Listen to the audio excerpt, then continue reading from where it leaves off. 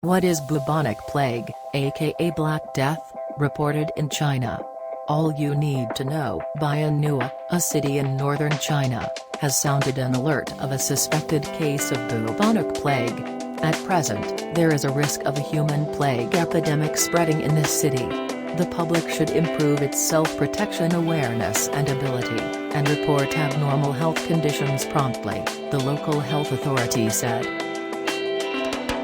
And bubonic plague, patients develop sudden onset of fever, headache, chills, and weakness and one or more swollen, tender and painful lymph nodes, called buboes. This form is usually the result of an infected flea bite. The bacteria multiply in the lymph node closest to where the bacteria entered the human body. If the patient is not treated with appropriate antibiotics, the bacteria can spread to other parts of the body.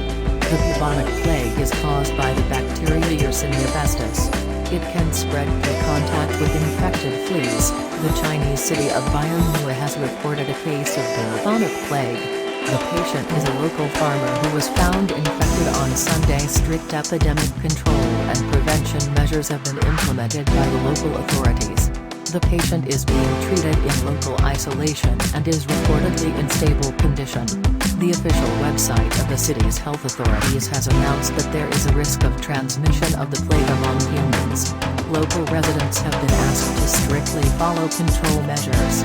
Illegal hunting, eating or carrying animals out of the area has been prohibited. Residents have been asked to report any ill or dead animals in their proximity. Any animals showing signs of fever must be reported. Level 3 early warning took effect Sunday and is likely to be in place till the end of the year.